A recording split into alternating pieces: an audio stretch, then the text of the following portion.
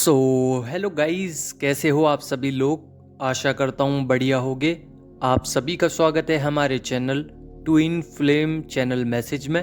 तो जिस किसी ने अभी सब्सक्राइब नहीं किया, चैनल को कर लीजिए सब्सक्राइब और बेल को ऑल पे लगा दो ना, ताकि कोई भी नोटिफिकेशन मिस ना हो। सो गाइस, आज की करंट एनर्जी डीएम और डीएफ की। तो यहाँ पे अभी डीएम का मोमेंटम ब्रेक हो रहा है। जो उन्होंने अपने आसपास की बाउंड्री क्रिएट कर रखी थी, जैसा वो आपको दिखाना चाह रहे थे कि मुझे कोई फ़र्क नहीं पड़ता है या फिर मेरी लाइफ में डीएफ की कोई ज़रूरत नहीं है, अगर वो इस तरीके से अपने आप को दिखाना चाह रहे थे, तो अब यहाँ पे बहुत बड़ा डिजास्टर चेंज आया है। आपको कहीं ना कहीं सपने के थ्रू या सिंक्रोनोसिटी हुई होगी, ऐसी इंट्यूशंस पावर के थ्रू, या फिर आपकी कहीं ना कहीं टेलीपैथिकली कनेक्टिंग पावर इतनी हाई हो गई होगी इस दौरान कि आपको जो मूवमेंट्स थे वो डीएम के सामने दिखने लगे कि डीएम कितना ज़्यादा भावुक होते जा रहे हैं। यानी कि जो स्लोली मूवमेंट्स हो रहे हैं क्रेविंग्स के, और जो मोमेंटम हो रहा है आपके अंदर, जैसे कि आपकी एनर्जी ड्रेन हो रही है बार बार, आपकी सोल में से एक एनर्जी वाइब्रेट हो रही है बार बार डीएम एक आपकी एनर्जी को सक कर रहे हैं, सोक कर रहे हैं। आपको वाइब्रेशंस हो रही हैं, एक करंट सा लग रहा है। तो ये एनर्जीज, सभी एनर्जीज, इतना ज़्यादा सोचने की ज़रूरत नहीं है।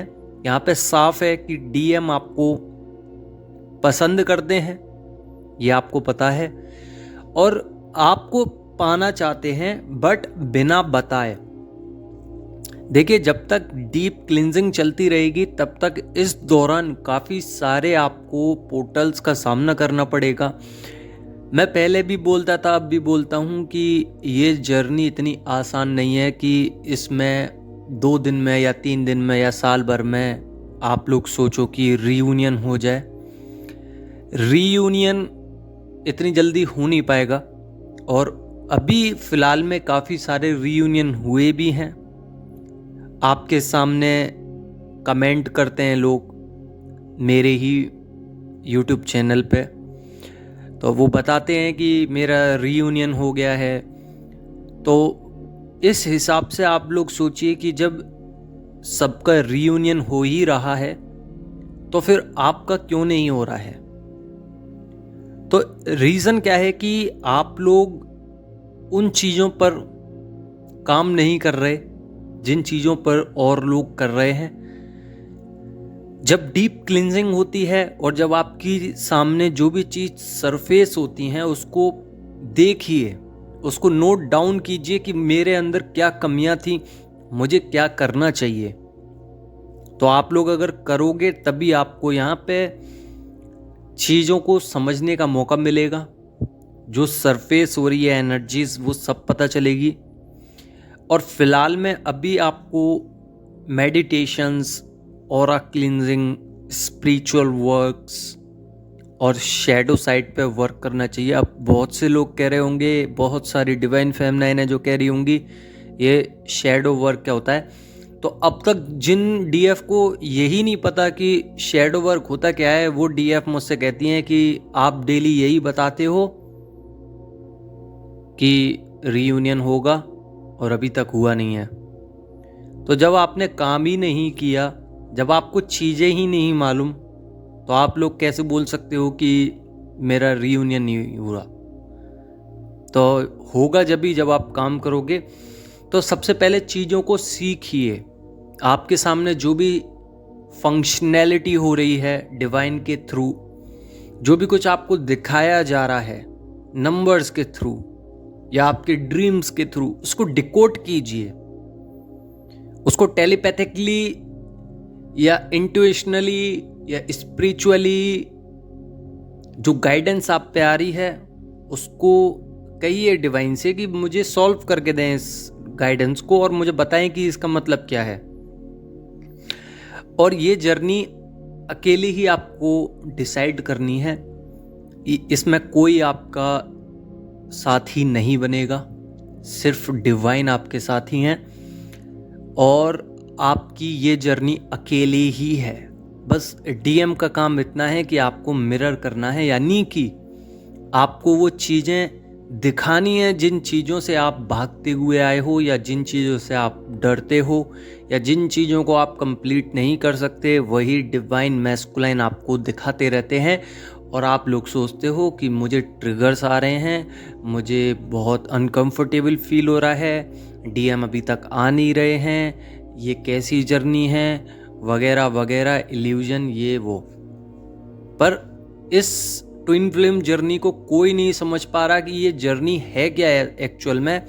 तो साफ स्पष्ट शब्दों में बता दूं कि ये जर्नी सिर्फ और सिर्फ आपकी और आपके डिवाइन की है। यानी कि आपको अपने अंदर काम करना है, अपनी सोल को इतना स्ट्रॉन्ग बनाना है, अपनी इंद्रियों को इतना स्ट्रॉन्ग बनाना है कि आपको अपने डिवाइन मैस्कुलाइन की जरा सी भी उम्मीद ना रहे। आप लोग अपने अंदर इतना काम कर चुके होंगे कि आप लोग अपने डिवाइन के अलावा किसी को अपने पास भी नहीं चाहते। बस यही है इस जर्नी का असली मतलब। आप अपने डिवाइन के लिए पूरा समर्पण हो गए हो, यानी कि सरेंडर कर दिया है। जो होगा वो देखा जाएगा। और जरा सा भी आप लोगों के मन में ये भी ख्याल ना आए कि डीएम काश आ जाते। आते हैं तो ठीक है, नहीं आते तो उससे भी ठीक है, ये वाली कंडीशन होनी चाहिए, तब जाके डीएम आते हैं। क्योंकि इसके पीछे एक फंडामेंटल राइट्स है, एक लॉ है जिसको लॉ ऑफ अट्रैक्शन कहते हैं। डीएम की एनर्जी कब अट्रैक्ट होंगी? जब आप अपनी एनर्जीज को उन तक नहीं पहुंचने दोगे, अपने अंदर ही समूह बनाकर समर्पण कर दोगे डिवाइन को, और आपकी एनर्जी आपके पास ही रहने लगेंगी। ऑरा लॉक करा करिए। अभी ऑरा लॉक के बारे में भी बताऊंगा कि ये होता कैसे है। जब ऑरा लॉक हो जाएगा, एनर्जीज डिवाइन के समर्पण में चली जाएंगी और आप लोग जब हील हो जाओगे, कंटिन्यूसली हील करते रहोगे और आपके मन के विचार शांत हो जाएंगे, आपकी बॉडी की फंक्शनैलिटी शांत हो जाएगी, आपकी मनोभावना शांत हो जाएगी, आपकी सोल स्पिरिट शांत हो जाएगी, तब विकल्प स्टार्ट होंगे डीएम के खाते में कि मुझे डीएफ के पास जाना है। और ऐसी घटनाएं घटित होने लगेंगी डीएम के इनर साइड में कि वो ऑटोमेटिकली आप तक आएंगे। बस यही है इस जर्नी में। बट अलग अलग फैक्टर्स पे जर्नी की अलग अलग वाइब्रेशंस होती हैं, अलग अलग एनर्जीज होती हैं, अलग अलग तरीके से लेसन्स होते हैं। डिवाइन अलग अलग तरीके से आप लोगों को बताते हैं। जरूरी नहीं कि मैं जो बोल रहा हूँ वही एनर्जी आपसे रिलेट हो सकता है एक दिन पहले की एनर्जी हो सकता है एक दिन बाद आए, हो सकता है अभी हो, पर एनर्जी रिलेट होगी। आज नहीं, कल नहीं, परसों होगी। बट कहीं आप इधर उधर ही चल रहे हो, यानी कि आप उसी डायमेंशंस पे हो जिस डायमेंशंस पे और डीएफ हैं, या हो सकता है आप नए भी हो, ये भी नहीं कह सकते। बट मेरे साथ जो अब तक रेगुलरिटी से चले आ रहे हैं जितनी भी डीएफ हैं, तो उनको अभी बहुत सहूलियत मिली है। अब तक उन्होंने अपने अंदर इतना काम कर लिया है कि डीएम की ज़रूरत ही नहीं है। बस क्रेविंग्स, नेगेटिव एनर्जीज, कुछ जेलसी इश्यूज, और कुछ कुछ आपको लग सकता है कि डीएम रो बहुत रहे हैं, क्रेविंग्स हो सकती हैं। बस इससे अलावा आपको कोई इशू क्रिएट नहीं हो रहा होगा। अगर हो रहा है तो उसको ठीक कीजिए। यही 2-3 इश्यूज थे जो आपके अंदर अभी बाकी हैं। थोड़ा सा ईगो इश्यूज भी हैं जो सरफेस हो रहे होंगे, उसको ठीक कीजिए। बाकी का डिवाइन मैस्कुलाइन की एनर्जीज बता दूं मैं कि उनकी क्राइंग एनर्जीज हैं, बहुत हैवी पर्जिंग चल रही है अभी डीएम और डीएफ की, दोनों की साइड से ही पर्जिंग चल रही है। साथ ही कमिटमेंट चाहते हैं डीएम, और आपको थ्रोट चक्र में प्रॉब्लम हो सकती है, थर्ड आई चक्र में प्रॉब्लम हो सकती है, सैक्रल चक्र और कहीं ना कहीं रूट चक्र में भी प्रॉब्लम हो सकती है। सेक्सुअल एनर्जीज का बहुत बड़ा वेरिएशन रहेगा इस समय पे। साथ ही सोल लैक कर सकती है, ड्रीम्स में डीएम दिखाई दे सकते हैं, कुछ बातें कर सकते हैं, तो डिकोड जरूर करना, क्योंकि अब डीएम की जो फ्रिक्वेंसी है वो हाई हो रही है। रेडी टू रियूनियन के लिए तैयार हो रहे हैं डीएम।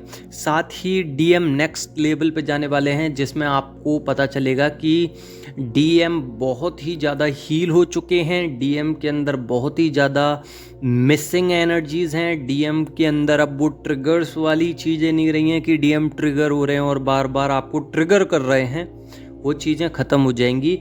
यहाँ पे बहुत ही ज़्यादा अभी डीएम का स्लो मूवमेंट है, और किसी किसी की लाइफ में ऐसा हो सकता है कि कोल्ड मूवमेंट्स हैं, यानी कि डीएम कुछ बताना नहीं चाह रहे हैं। बट अगर आप फिजिकली देखोगे तो ये चीज़ें आपको ऐसी लगेंगी कि डीएम बात नहीं करना चाह रहे हैं, आ नहीं पा रहे हैं या आना नहीं चाह रहे हैं। बट आप सोल लेवल पे जाओगे, जब 5D लेवल पे जाओगे, तो आपको पता चलेगा कि डीएम आपके लिए परेशान है। यहीं पे आपको टोटली सरेंडर करना है, क्योंकि यही स्टेज लास्ट स्टेज होती है, सरेंडर स्टेज। जब भगवान के प्रति आप लोग सरेंडर हो जाते हैं तो कर्मा एक्सेप्ट हो जाते हैं, सारे कर्मा सारे खत्म हो जाते हैं, बैलेंस स्टेज पे आ जाते हो। और जब सारी ही चीजें बैलेंस हो जाती हैं तो डीएम ऑटोमेटिकली आपकी तरफ आएंगे, क्योंकि डीएम का काम ही यही है कि आपको कहीं ना कहीं मिरर करके ये बताते रहते हैं कि ये कमी है, ये कमी है, ये कमी है। डीएम का एक्चुअल ट्रांसफॉर्मेशन जब होता है, उससे पहले आपको कमियां बताना ही उनका काम होता है। जब ट्रांसफॉर्मेशन हो जाता है उसके बाद रीयूनियन होता है। ये सबसे बड़ा ट्रांसफॉर्मेशन होता है डीएम का, क्योंकि अपने आप को ये समझाते हुए आना कि मुझे जाना नहीं है, और अचानक से ये समझाना डीएम को खुद से ही कि मुझे अब डीएफ के पास जाना है। तो यही बिग ट्रांसफॉर्मेशन की जर्नी होती है, जिसमें डीएम अपनी ईगो को त्याग कर डीएफ के पास आते हैं। तो ये काम आप कैसे कर सकते हो, ऑरा कैसे लॉक करना है, ये भी बता देता हूँ। लाइक सपोज दैट आप लोग मेडिटेशन मुद्रा में बैठे हुए हो और आपकी सर से ऊपर 1 फीट ऊपर मान लीजिए कि आपका ऑरा है, और ये ऑरा पूरी बॉडी के आसपास होता है, एक क्लॉकवाइज ऑरा है। वो ऑरा कितना बड़ा है ये डिपेंड करता है कि आप कितने पॉजिटिव हैं या आप कितने नेगेटिव हैं, या आपका ऑरा नेगेटिव है या पॉजिटिव है, ये आपके ऊपर डिपेंड करता है कि आपकी मेंटलिटी कैसी है, आपके पैटर्न्स कैसे हैं, आपने बचपन से क्या सीखा है अपनी फैमिली से, और आपने अपने आप को ब्रेकआउट किया है कि नहीं, आपने अपने ऊपर काम किया है कि नहीं, हील किया है कि नहीं, सरेंडर हुए हो कि नहीं। ये तो नहीं सोचते आपकी दुनिया क्या सोचेगी मेरे बारे में। अगर आप ऐसा कुछ सोचते हैं, नेगेटिव पर्सन है, तो आपके लिए ये जर्नी है ही नहीं।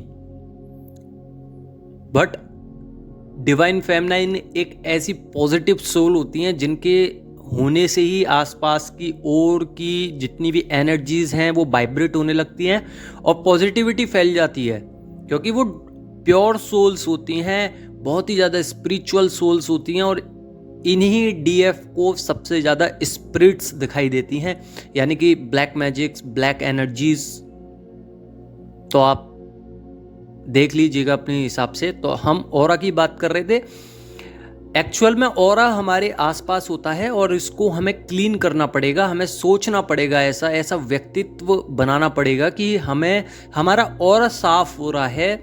और हमारा ऑरा जैसे ही साफ होता है, क्लॉकवाइज 3 बार अपने हाथ से गोल गोल सर से पैर तक क्लॉकवाइज आपको चलना है और हाथों को घुमाते हुए कहना है कि मेरा ऑरा लॉक है, मेरा ऑरा लॉक है, मेरा ऑरा लॉक है। जब आप 3 बार अपने हाथ को घुमाएंगे और पॉइंट सर से स्टार्ट होगा और सर पे ही खत्म होगा, तो आपका ऑरा लॉक रहेगा, आपकी एनर्जी को कोई शक नहीं कर पाएगा। तो यहीं पे आपका ऑरा लॉक हो जाएगा, और जब ऑरा लॉक हो जाता है तो सारी एनर्जीज हील हो जाती हैं और नेगेटिविटी प्रवेश नहीं करती है।